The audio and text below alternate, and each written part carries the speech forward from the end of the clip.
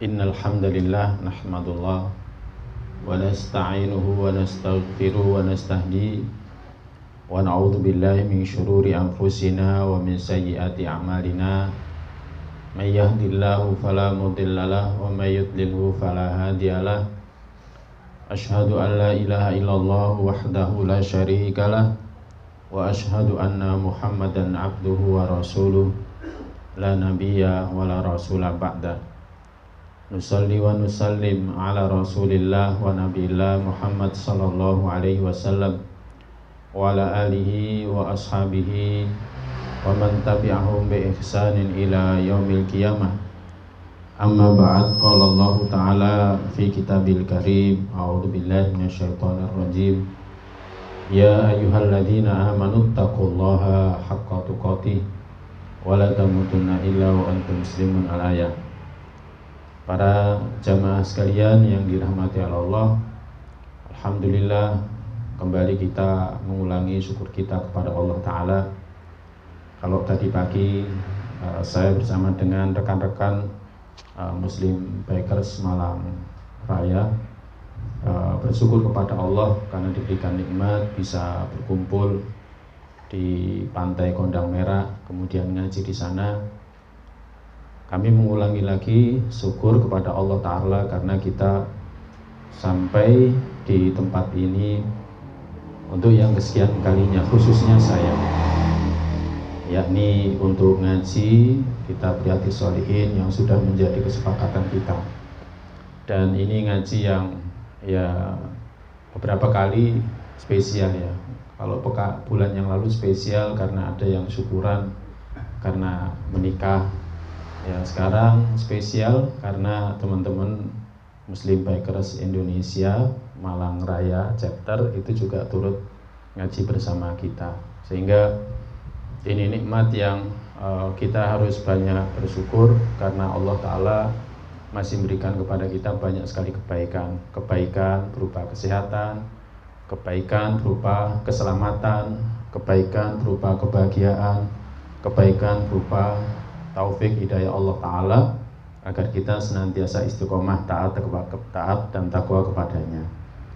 Tak lupa salawat serta salam hendaklah senantiasa kita sampaikan kepada Nabi kita Muhammad SAW, utusan Allah agar menyampaikan risalahnya kepada kita semua. Dia menyampaikan semua yang Allah Ta'ala perintahkan untuk sampaikan kepada beliau agar disampaikan kepada umat manusia, agar manusia selamat bahagia dunia akhirat mereka, apalagi untuk kehidupan akhir mereka, karena kita umat manusia ini hidup bukan untuk dunia. Kita hidup bukan untuk dunia, tetapi kita hidup untuk kehidupan akhir kita. Ada kehidupan yang jauh lebih panjang, bahkan ada kehidupan yang jauh lebih kekal. Kehidupan yang lebih panjang dari kehidupan dunia itu kehidupan alam barzakh. Karena alam barzakh ya kita tidak tahu berapa ratus, berapa ribu tahun, bahkan berapa juta tahun manusia tinggal di alam barzakh. Seperti Fir'aun yang dari dulu mati sampai sekarang terus tersiksa. An-naru yuraduna 'alaiha, neraka terus dinampakkan kepada mereka. Demikian juga alam mahsyar jauh lebih panjang dari kehidupan alam barzakh. Sehari di masar seperti 50.000 tahun lamanya. Demikian juga alam akhirat, yakni surga neraka kekal. Kalau kita membaca ayat Al-Quran, setelah ayat-ayat tentang surga, setelah ayat-ayat tentang neraka, pasti diiringi dengan khalidina fiha.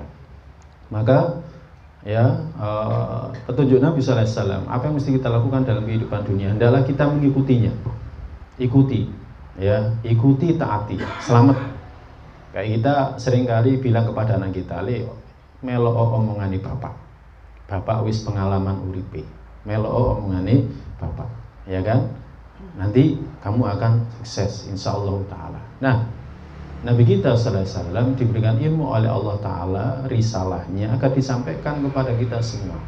Yang penting ikuti omongannya Nabi sallallahu alaihi wasallam, pasti kita akan selamat, bahagia dunia kita, akhirat kita. Maka kalau kepada orang tua kita, kepada guru kita yang ngajari kita kebaikan agar kita sukses bahagia dunia kita, maka apalagi kepada Nabi kita sallallahu alaihi wasallam, adalah kita banyak salawat dan salam kepada beliau sallallahu alaihi wasallam.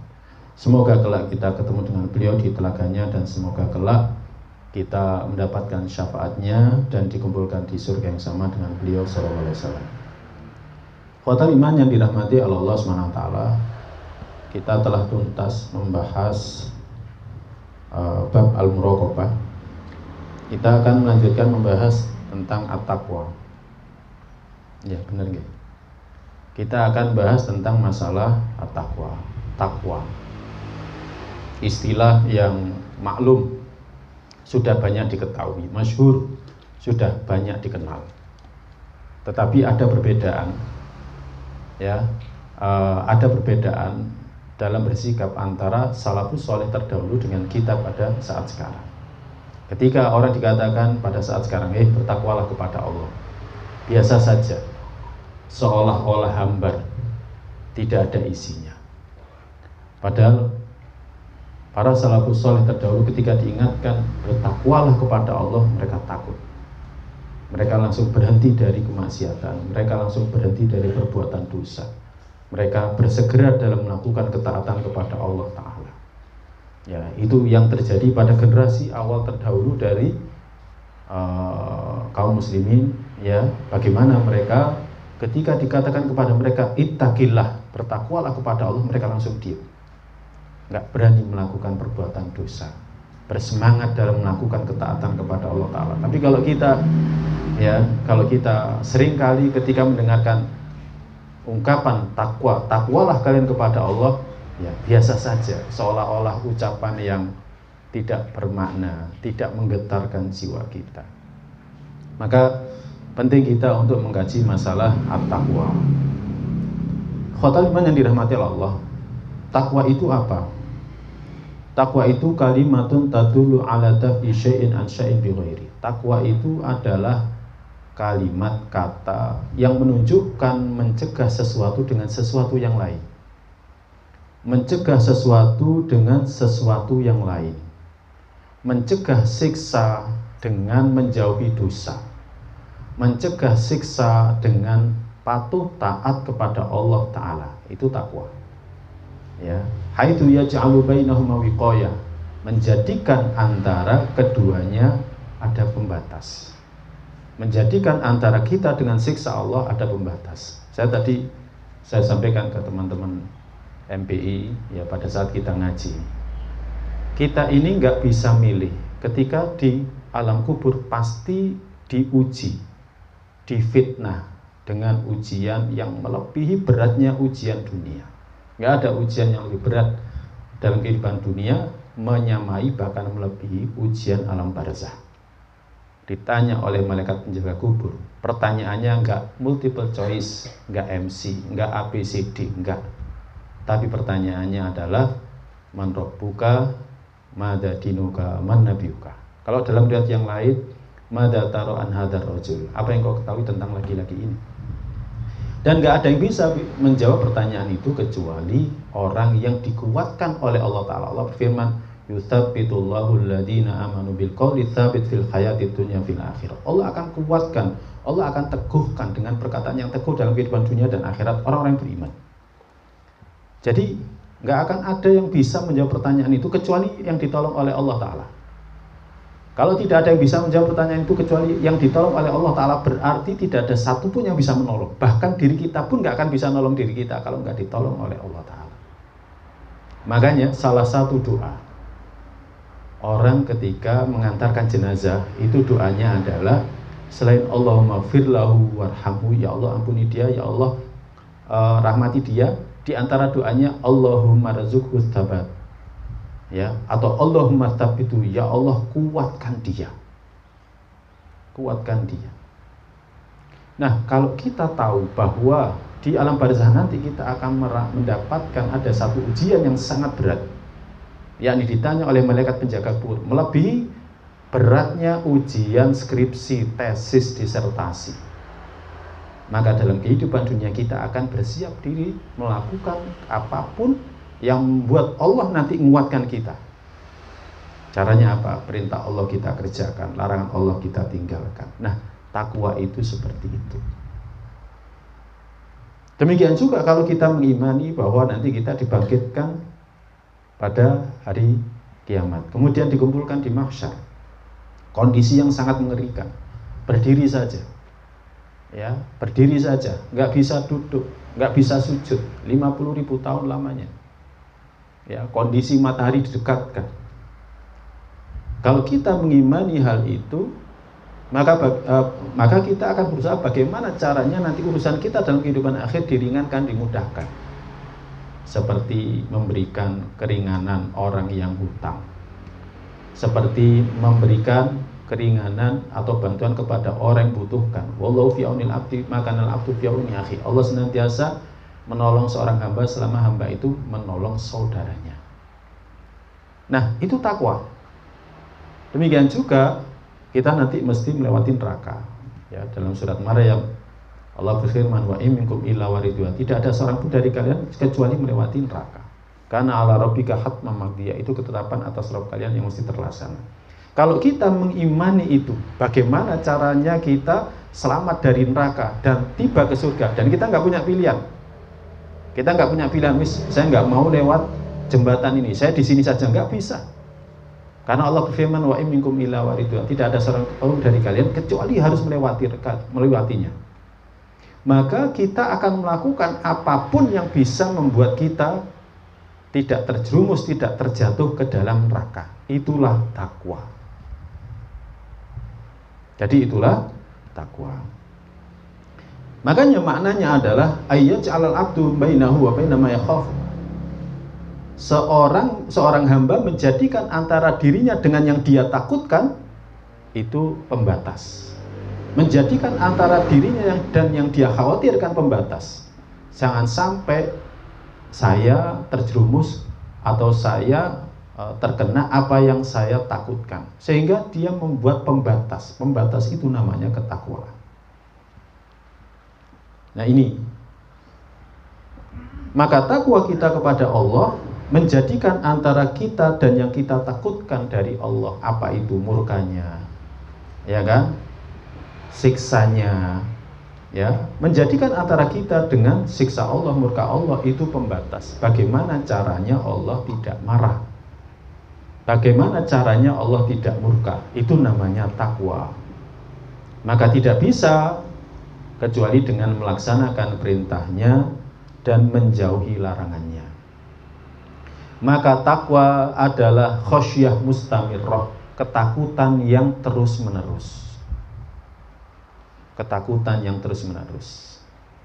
Jangan-jangan malam ini adalah saat kematian saya.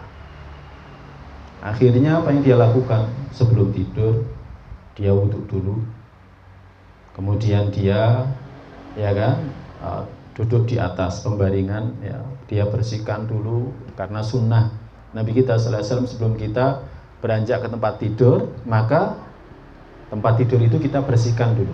Kalau sekarang bisa dengan penebah. Kalau dulu Nabi sallallahu alaihi wasallam sunnahnya adalah dengan ujung spray, dibersihkan dulu. Kemudian setelah itu membaca ayat Al-Quran ataupun surat yang diajarkan Nabi kita sallallahu alaihi wasallam. Kalau kita ya khawatir malam hari ini adalah saat kematian kita,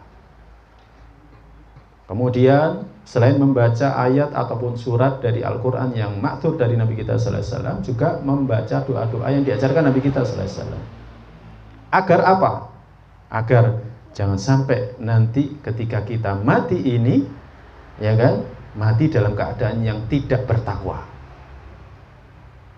Ya, sehingga ketika mati, misalkan mati dalam keadaan suci, ketika mati misalkan mati dalam keadaan ibadah. Kenapa ibadah? Wong tidur kok dikatakan ibadah? Iya, karena dia mengawali tidurnya dengan berdoa, meniati tidurnya untuk ibadah. Nah, jadi takwa itu adalah khosyah mustamirrah, ketakutan yang terus menerus. Tapi ketakutan yang tidak membuat orang putus asa. Karena ada orang saking takutnya itu sampai dia takut tidur sendirian, takut. Ada orang yang dia saking takutnya itu dia tidur sendirian takut. Sampai dia juga mengatakan, ya Ustadz, saya khawatir malam ini adalah hari kematian saya, bagaimana? Akhirnya dia nggak bisa tidur. Ya, orang kalau seperti ini, kalau dalam ilmu ruqyah berarti dia ada gangguan. Jadi takutnya dia ya dirasuki sama setan, kemudian dibesar-besarkan sehingga dia cenderung kunut, dia cenderung putus asa dari rahmat Allah. Ya, makanya kita harus seimbang antara ya kan takutnya, antara harapnya harus seimbang. Sayap-sayap ibadah hati itu ada 3. Kalau kita belajar ilmu tazkiyatun nufus, sayap-sayap ibadah hati itu ada 3. Yang pertama adalah khosyah, takut. Yang kedua adalah harap. Dan yang ketiga adalah al-hub, cinta. Ini harus seimbang. Orang ketika sehat seperti kita ini, takutnya harus dimunculkan. Takutnya harus dimunculkan, diperbanyak takutnya. Tapi kalau mau meninggal, jangan takutnya yang diperbanyak. Yang diperbanyak itu adalah harapnya. Ya. Jadi yang diperbanyak harapnya. Jangan sampai orang mau meninggal ya ditakut-takuti, Pak, sampean mari ngono kate ketemu malaikat pencabut nyawa. Engko critakno ya opo ini. Jadi ya malah semakin takut. Jadi dadanya dilapangkan ya untuk menghadapi kematian. Insya Allah Pak, Bapak orangnya rajin ibadah, rajin sholat, rajin pergi ke masjid, rajin puasa sunnah, rajin baca Al-Quran, meninggalkan dosa. Insya Allah Allah akan memberikan rahmatnya, memberikan surga. Hatinya disenangkan, hatinya dibanggakan, hatinya dilapangkan. Nah, ikhwatal iman yang dirahmati Allah SWT. Ya, jadi takwa itu adalah khosyah mustamirah, ketakutan yang terus menerus dan senantiasa awas. Takwa itu berarti kita senantiasa awas. Hadarun daimun, jadi senantiasa awas. Ya, nggak pernah nggak awas. Di jalan bagaimana dia tetap bertakwa? Bagaimana caranya? Di jalan ya kita punya kewajiban taat kepada waliul amr. Kalau kita taat kepada waliul amr berarti kita juga telah melakukan ibadah, berarti kita juga mendapatkan pahala. Dengan cara apa? Menaati peraturan lalu lintas. Ini ditumbuhkan. Sehingga ketika kita di jalan pun kita juga ibadah. Di jalan kita juga zikir, wirid. Kalau orang, kadang kita sepeda motor, saya sering lihat orang itu sepeda motoran geleng-geleng gitu. Ini orang ini zikir apa wirid gitu kan. Mungkin wiridnya dengan lagu pop atau dengan lagu rock atau dengan lagu jazz gitu kan. Kok gini-gini. Ya, jadi kepalanya ya kayak orang wiridan itu. Nah, kita takwanya di jalan dengan apa? Ya tasbih, tahmid, takbir, atau murojaah hafalan. Kita punya hafalan berapa? Murojaah ketika jalan itu. Ya, misalkan seperti itu. Atau mendengarkan kajian. Nah, jadi takwa hadarun daimun, senantiasa hati-hati, waspada. Ya, sehingga kehidupannya diisi dengan ketakwaan. Makanya dia juga akan berhati-hati dari setiap duri yang ada di jalan hidupnya. Jadi hati-hati dari setiap duri yang ada di jalan hidupnya. Duri yang ada di jalan hidupnya itu apa? Seperti syubhat, seperti syahwat. Syubhat. Kadang kita ini diberikan syubhat ya oleh orang lain. Jadi syubhat itu keraguan-raguan. Ya, kayak saya dulu pernah dengar dari tetangga melalui lisan istri saya. Jadi dia bilangnya gini, dinasihati sama tangga yang lain, sampean sudah sakit-sakitan, jangan makan yang macam-macam. Mumpung masih hidup, nanti di kuburan nggak ada yang jualan bakso, misalkan kayak gitu. Ya memang di kuburan nggak ada yang jualan bakso, tapi maksudnya itu adalah untuk mengingkari ya kehidupan alam barzakh. Seolah-olah ketika orang itu meninggal, ya sudah selesai, sudah kehidupan, nggak ada lagi kehidupan yang lainnya. Padahal sebenarnya tidak demikian. Ya, syubhat. Ada juga yang mengatakan betul tak orang kalau berada di alam kubur itu nanti dia akan disiksa. Nyatanya orang yang berada di alam kubur, ya kan, pas digali beberapa saat setelah dikebumikan nggak ada tanda-tanda siksaan. Misalkan seperti itu. Iya tak orang di alam kubur dia nanti akan ditanya oleh malaikat penjaga kubur, kemudian didudukkan.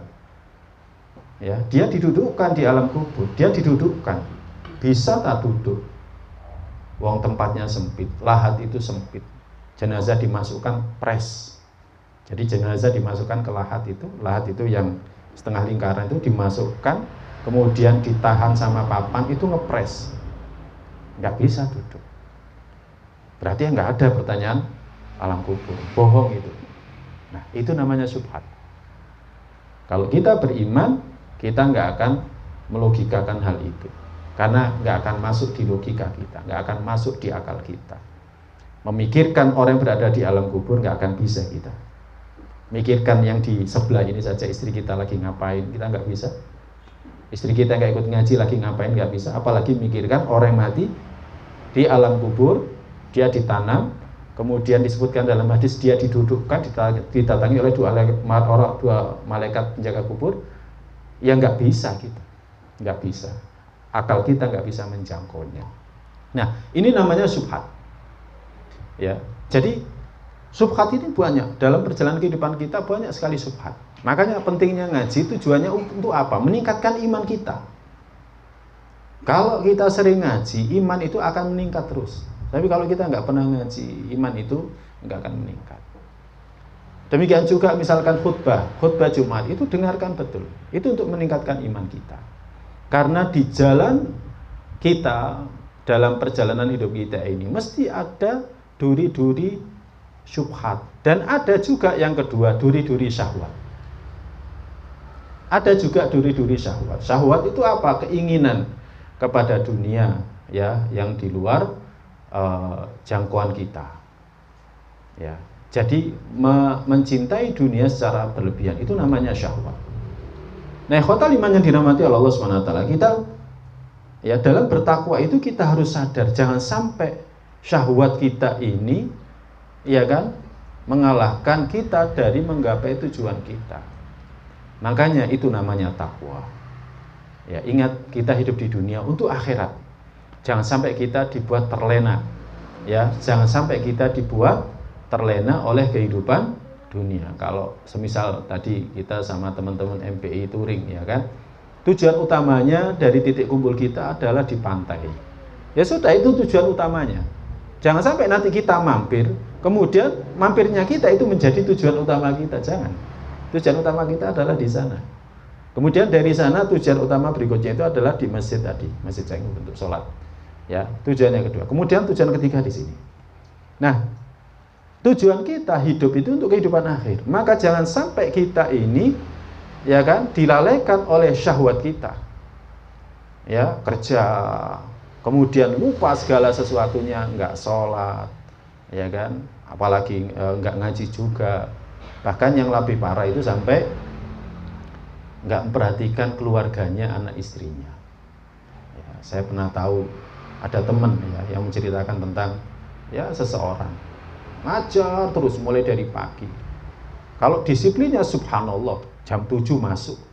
Saat yang lainnya itu masuknya jam setengah 8, beliau masuknya jam 7. Disiplin betul. Kemudian toleransi keterlambatan 10 menit. Tapi ternyata kehidupannya jauh. Rumah tangganya, ya kan, hak-hak istri dan anak itu sangat diabaikan. Bagaimana nggak diabaikan? Karena apa? Orientasinya adalah pekerjaan terus. Berangkat ke kampus pagi sampai kampus jam 7, pulang sampai rumah jam 9, langsung masuk kamar. Anak istri nggak diperhatikan, pendidikan agamanya nggak diperhatikan dan lain sebagainya. Hanya nafkah berupa materi saja yang diberikan.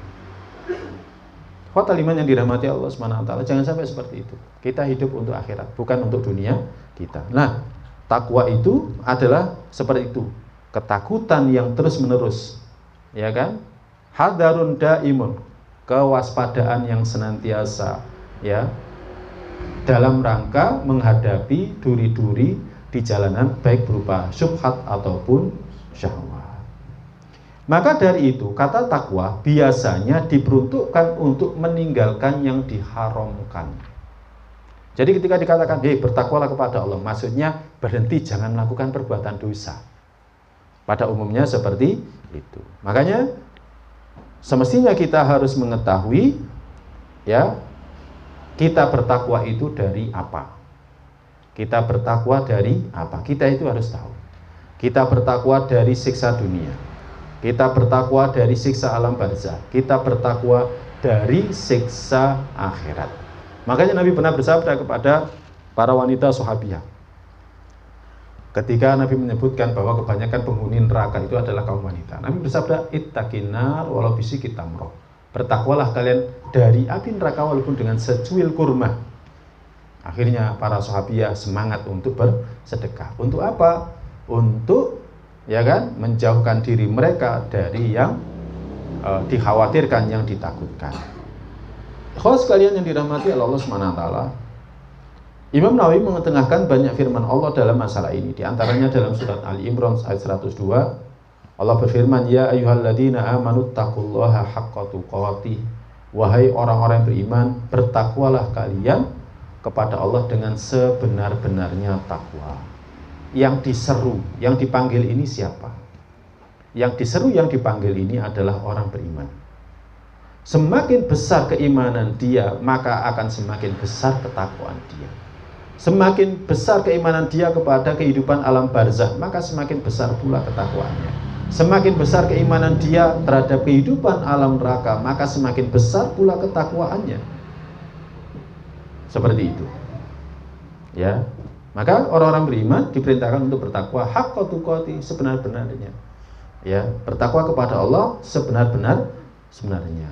Jauhi perbuatan dosa sampai akar-akarnya. Lakukan ketaatan semampunya. Tentang ini Ibnu Mas'ud pernah berkata dalam menakwilkan ayat ini, ayyuta Allahu fala yusar. Allah itu taati, jangan maksiati, jangan selisihi. Wa ayyut karawala yunsa. Allah itu senantiasa diingat, jangan dilupakan. Wa ayyushkara fala yukfar.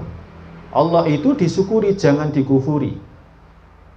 Ya, Ibnu Mas'ud mengatakan Allah itu diataati, jangan dimaksiati. Kalau kita mendapatkan ayat Al-Quran, baca ayat Al-Quran, kemudian ada perintah, maka taati, jangan maksiati.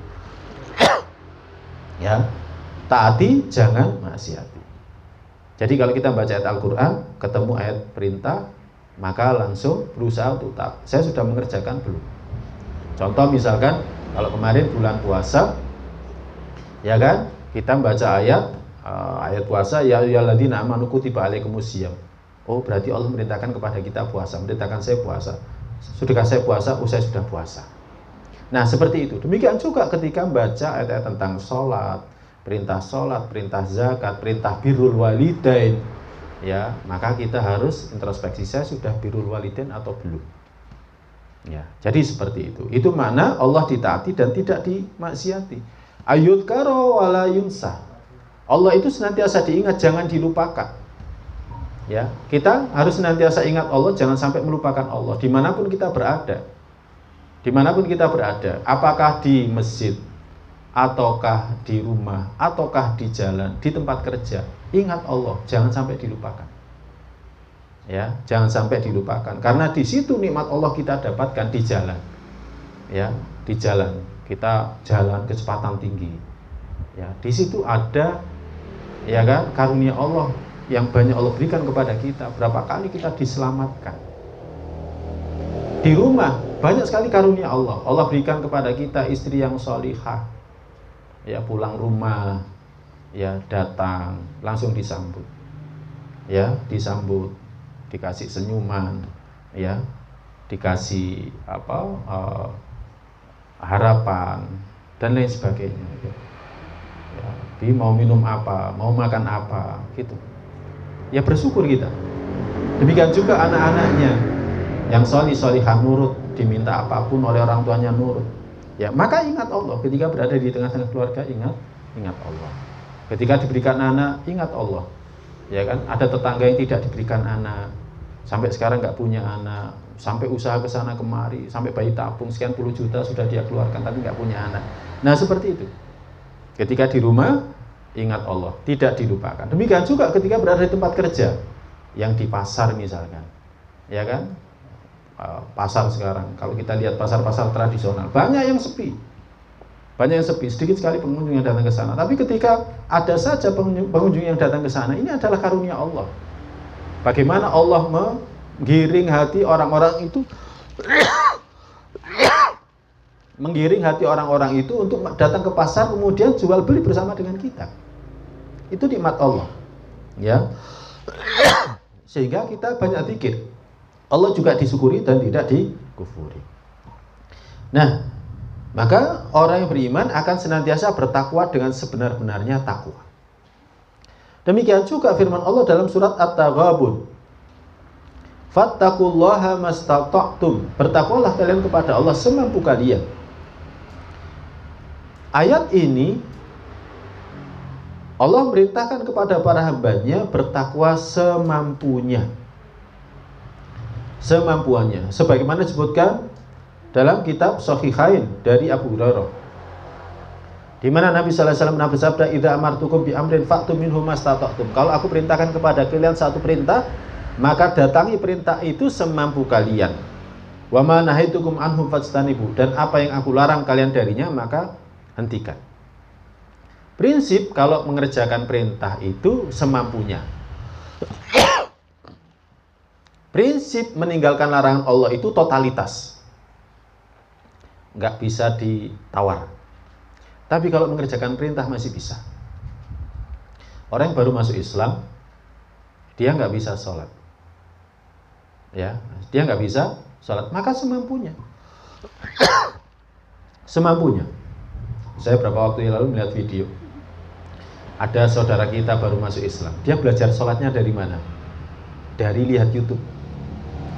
Jadi YouTube-nya itu ditaruh di depan dia, ditunjukkan situ gerak, dia juga gerak, bacanya juga niru. Subhanallah.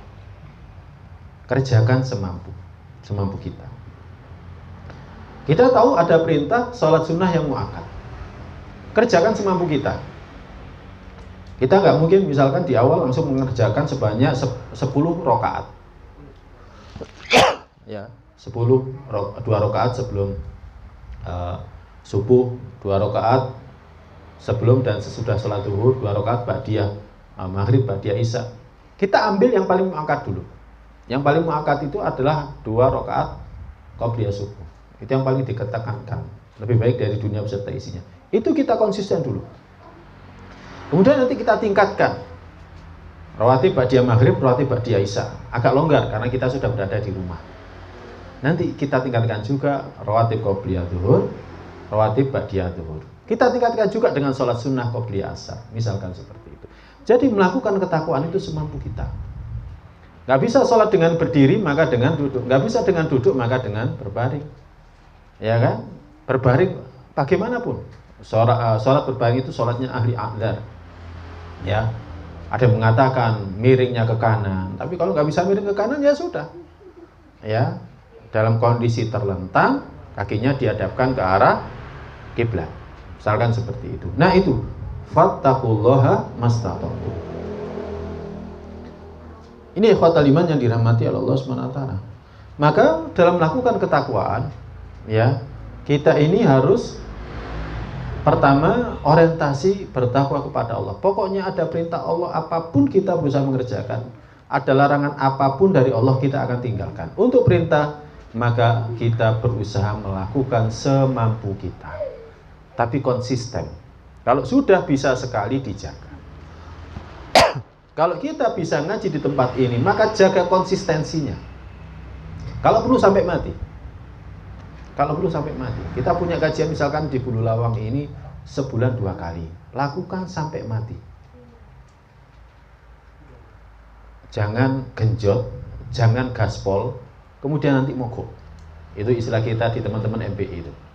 Ya, jadi gaspol, kemudian karena kualitas bensinnya tidak bagus, filternya nggak bagus, akhirnya mogok. Banyak yang gaspol, tahu nikmatnya kajian, kemudian datang ke sana kemari dan lain sebagainya, sampai 5 tahun kemudian setelah itu nggak kelihatan batang hidungnya, daun telinganya nggak kelihatan. Kemana? Futur, jenuh, bosan. Ya, kalau dulunya semangat ngaji, tapi kemudian futur. Ya, Makanya kita dianjurkan untuk istiqomah. Jadi ambil perintah Allah itu semampunya, yang jelas kita istiqomah. Kalau kita bisa ngajinya dalam 1 bulan cuma 2 kali, ya kajian di bulan lama saja, nggak jadi masalah sampai mati.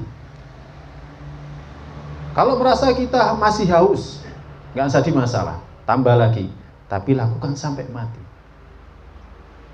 Ya, nah itu prinsip fattaqullaha mastata'tum, semampu kalian. Sedekah, ya kan? Sedekah. Kita bisanya sedekah cuma 5.000, nggak apa-apa sampai mati. Jangan sampai sedekah 5 juta, ya kan? Kemudian setelah itu 5 tahun berhenti dari sedekah. Enggak seperti itu. 5.000 tapi kita dawamkan, kita rutinkan, itu lebih baik. Ya. 5.000 dibagi 5 juta berarti 50 kali. Berapa? 1.000 kali ya. 1.000 kali. Ya, 1.000 kali. Tapi tiap pekan misalkan. Ya, tiap pekan misalkan. Itu lebih baik. Jadi melakukan ketakwaan itu semampu kita, dan prinsipnya kita lakukan sampai kita meninggal dunia. Allah juga berfirman, diketengahkan oleh Imam Nawawi, surat Al-Ahzab ayat 70, ya ayyuhalladzina amanu taqullaha wa qulu qawlan sadida. Wahai orang beriman, bertakwalah kalian kepada Allah dan qulu qawlan sadida, katakanlah perkataan yang sadida. Sadida itu apa? Ada yang mengatakan sadida itu perkataan yang lurus, enggak bengkok. Artinya kalau misalkan, oh ini nggak boleh, ya katakan nggak boleh. Nggak boleh. Dalam Al-Quran nggak boleh. Dalam hadis nggak boleh. Allah Ta'ala dan Rasulnya mengharamkan. Qulu qawlan sadida. Boleh nggak saya buka puasa di bulan Ramadan karena saya harus kerja, capek. Karena kalau saya nggak kerja, saya nggak dapat nafkah. Kita katakan, kerja itu bukan udzur bisa meninggalkan puasa. Udzur meninggalkan puasa itu hanya sakit dan safar. Katakan apa adanya. Ya. Nah, jadi Allah perintahkan kepada kita bertakwa kepada Allah dan mengatakan perkataan yang benar. Karena nggak mungkin kita mengatakan perkataan yang benar kalau tidak didasari oleh iman, kemudian melakukan ketakwaan kepada Allah Subhanahu wa Ta'ala. Ada yang mengatakan qaulan sadida adalah syahadah tauhid. Kita katakan, ini nggak berhak diminta, jangan minta kepada ini. Dia nggak bisa ngasih, dia nggak bisa memberi. Dia nggak bisa memberi. Kita minta kepada patung, kita minta kepada berhala, ya kan? Nggak bisa memberi. Gantungan misalkan, ada di rumah itu ada gantungan, lafadz jalalah, tulisannya Allah Azza wa Jalla. Ya, kalau kita tempelkan maka setan tidak akan memasukinya.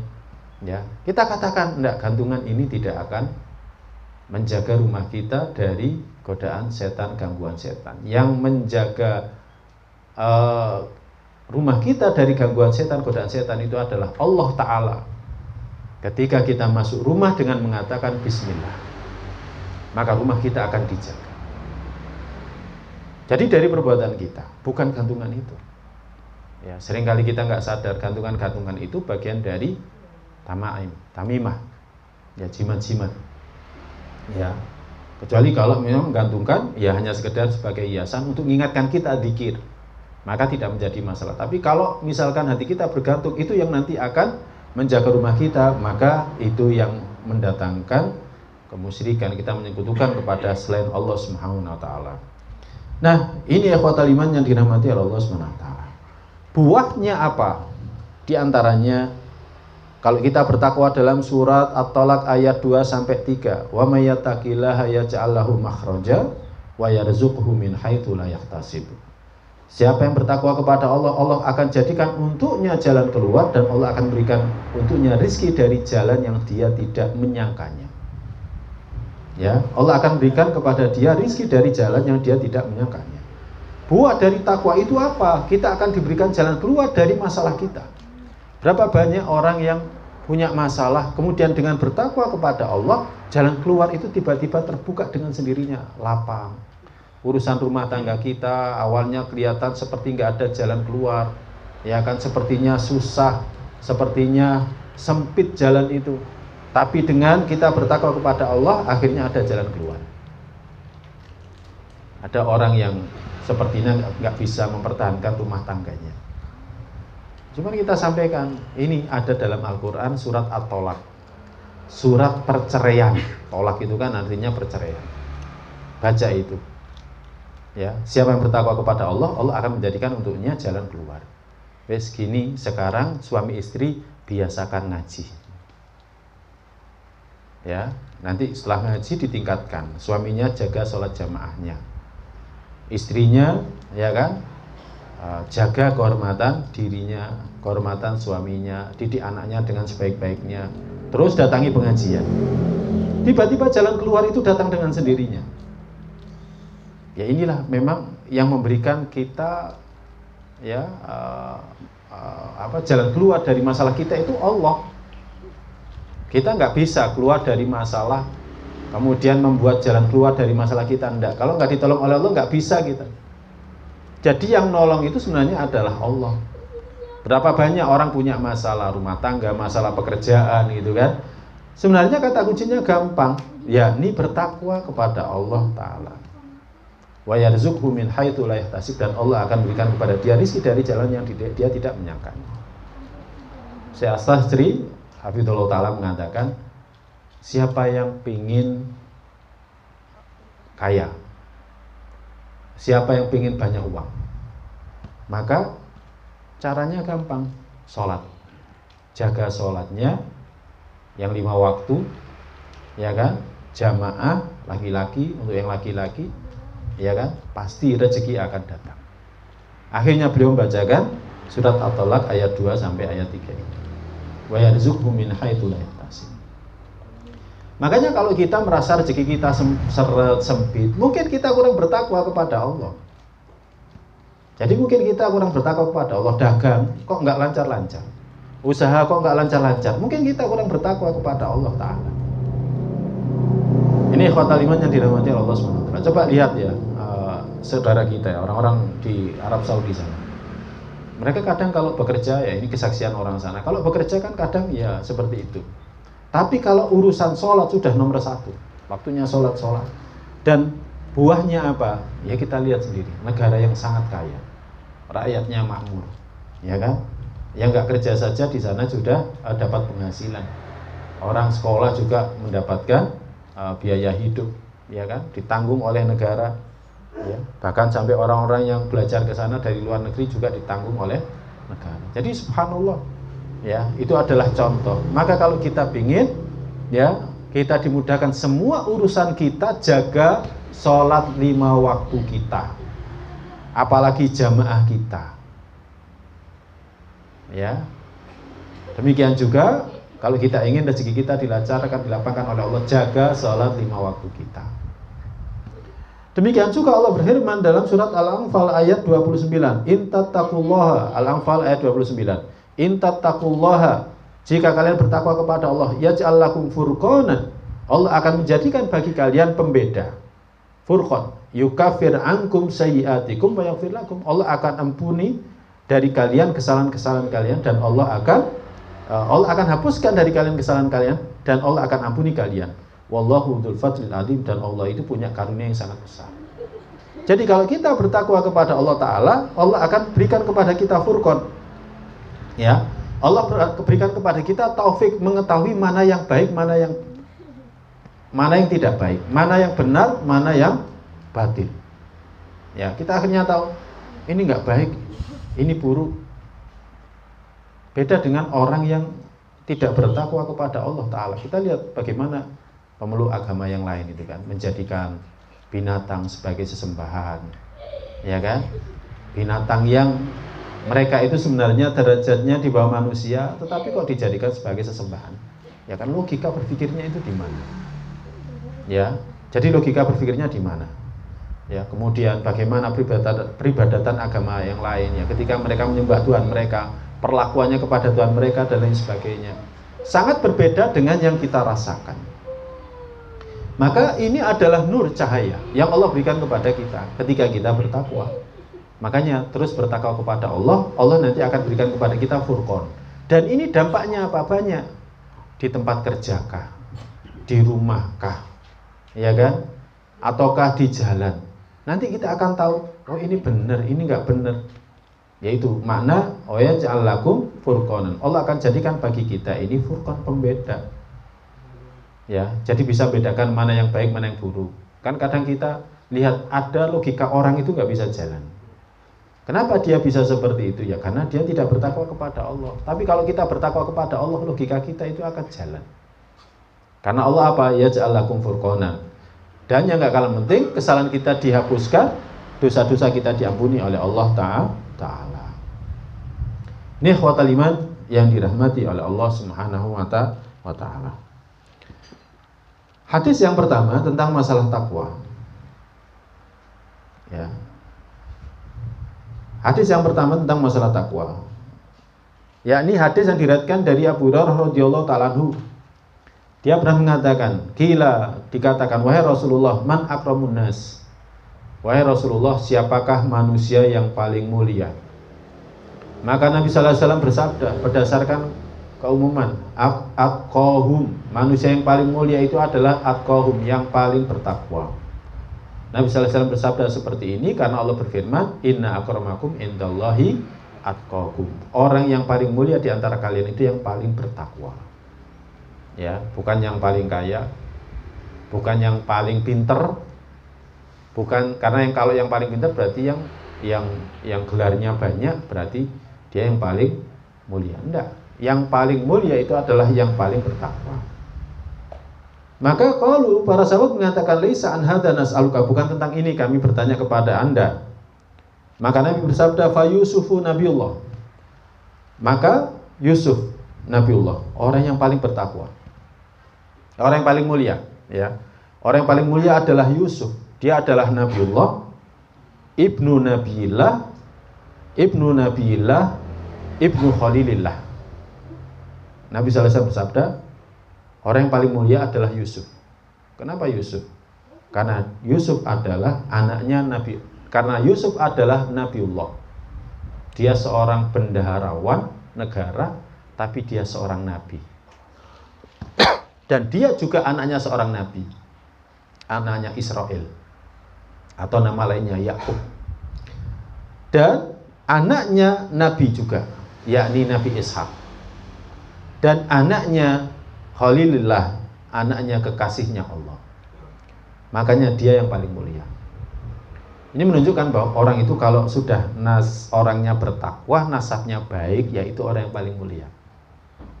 Orang bertakwa, nasabnya baik, itu orang yang paling mulia. Ya.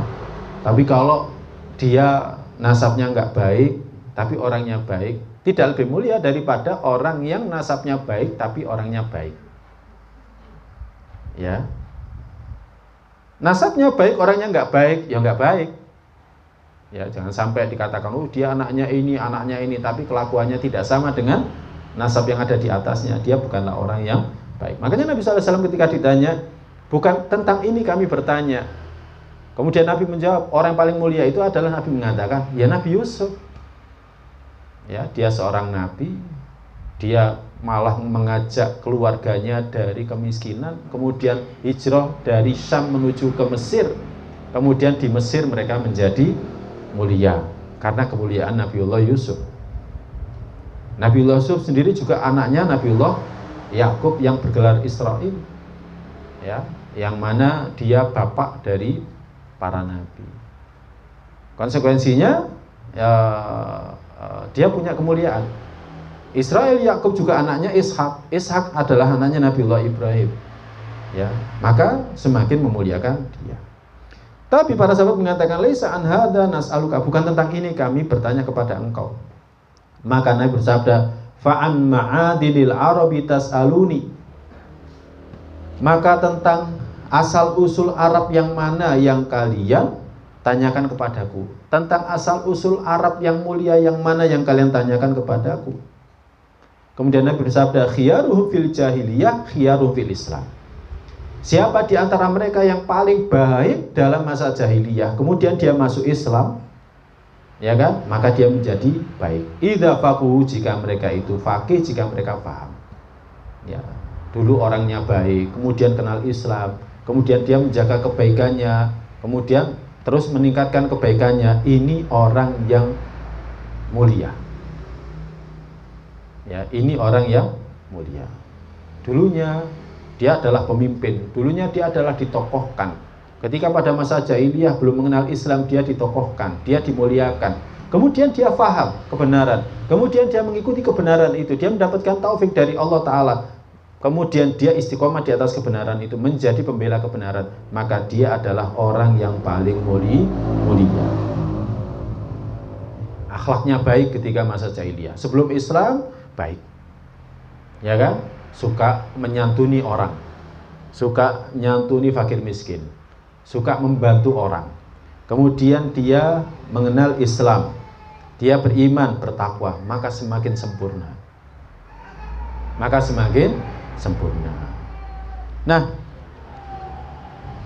hadis ini pelajarannya diantaranya menjelaskan tentang pembagian manusia dan kemuliaan nasab mereka. Ya, ada manusia, ya kan, yang mulia, ada yang tidak mulia. Ukuran mulia itu apa? Ya takwa. Ya, tidak memandang dia status sosialnya apa, tidak memandang strata sosialnya, tidak memandang pekerjaannya, tidak memandang kekayaannya. Yang jelas manusia yang mulia itu adalah yang paling bertakwa. Ya, tapi ada juga manusia yang tidak mulia. Demikian juga hadis ini menjelaskan tentang kemuliaan nasab. Para nabi itu dari nasab yang baik, nasabnya mulia. Apalagi Nabi kita Muhammad SAW, nasabnya paling mulia. Ya, kalau dilihat garis nasabnya Nabi SAW nasab yang paling mulia. Makanya Abu Sufyan ketika ditanya oleh Heraklius, ketika itu Abu Sufyan masih kafir, sekitar tahun perjanjian Hudaybiyah, sekitar tahun 6, ya. Nabi mengirimkan surat, salah satunya adalah ke Heraklius yang ketika itu berada di Syam. Kemudian ditanya ketika itu, Abu Sufyan berada di sana, ini ada dalam kitab Sahih Bukhari. Ahu adu nasab fikum, apakah orang yang ngaku nabi ini, namanya Muhammad ini, dia punya nasab di tengah-tengah kalian? Maka Abu Sufyan mengatakan, nam huwa adu nasabin fina, iya, dia punya nasab yang paling bagus di antara kita. Jadi Nabi SAW itu punya nasab yang bagus. Dan para Nabi alaihimussalam, mereka itu punya nasab yang bagus-bagus, yaitu karunia Allah. Ya, karunia Allah untuk mereka. Kita nggak bisa milih, kok nasab saya seperti ini sih, saya bukan dari keturunannya di Ponegoro misalkan. Kan banyak yang sekarang, keturunannya di Ponegoro, saya bukan, saya orang biasa.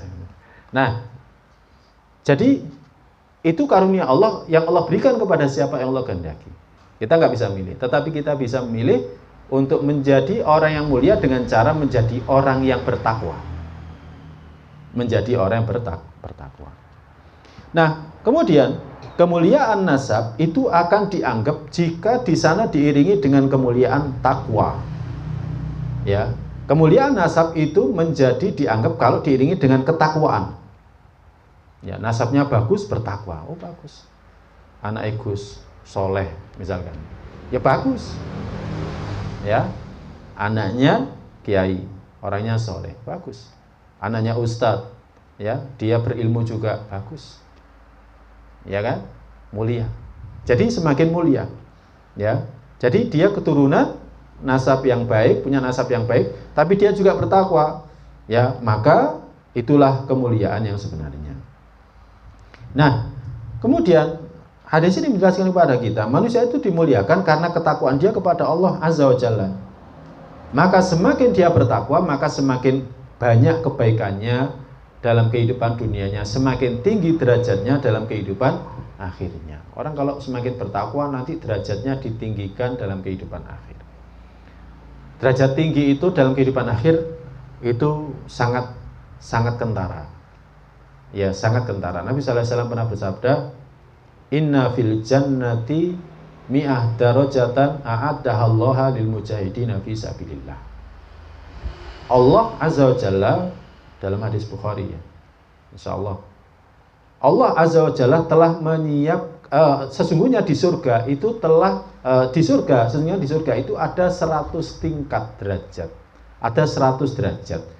yang Allah telah siapkan untuk orang-orang yang jihad fisabilillah. Inna fil jannati mi'ah darajah a'addallaha lil mujahidina fisabilillah. Sesungguhnya di surga itu ada 100 derajat yang Allah sudah siapkan untuk orang-orang yang jihad fisabilillah. Baina darajataini kama baina samai wal ard. Jarak antara satu derajat dengan derajat atasnya itu jaraknya seperti langit dan bumi. Ya, tingkatan yang satu dengan atasnya itu seperti langit dan bumi. Makanya perbedaan nikmat dalam kehidupan akhir itu ekstrim, nggak seperti sekarang. Kalau kita sekarang misalkan ada orang kaya, ya kan, cuma bedanya di apa gitu, nggak seberapa ekstrim, nggak seberapa ekstrim. Tapi kalau dalam kehidupan akhir perbedaannya sangat ekstrim. Yang berada di derajat atasnya itu lebih nikmat daripada yang berada di bawahnya, dan jauhnya jaraknya antara derajat yang bawahnya dengan atasnya itu antara langit dan bumi. Jadi antara tingkat, misalkan tingkat 10 dengan 11, 11 dengan 12, 13 dengan 14, itu jaraknya seperti langit dan bumi. Enggak seperti kita misalkan ada rumah, ada lantai 2, paling jaraknya 5 meter, paling jaraknya 6 meter, enggak ada. Hotel rata-rata antara ya 3 sampai 4 meter. Tapi di dalam kehidupan akhir nanti surga itu ya perbedaan derajatnya itu seperti langit dan bumi.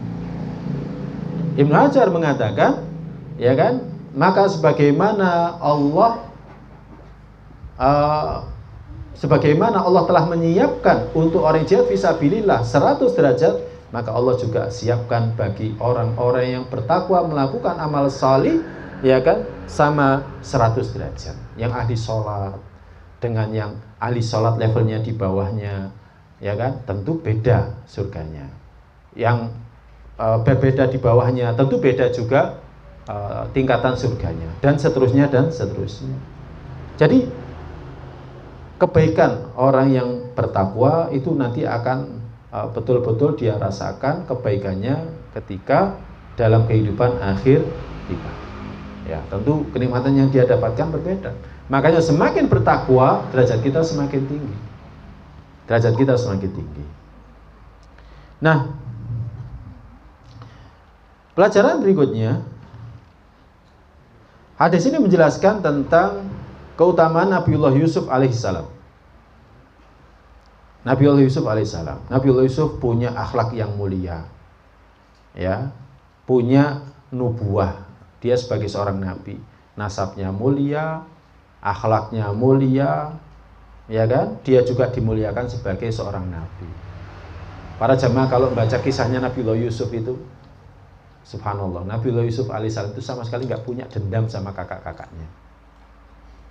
Sama sekali nggak punya dendam sama kakak-kakaknya. Padahal kakak-kakaknya dulu yang membuat makar untuk menjerumuskan dia, mau membunuhnya. Ya, tapi ketika sudah ketemu dengan bapaknya, nggak disebut bahwa dulu kakak-kakaknya buang dia di sumur, nggak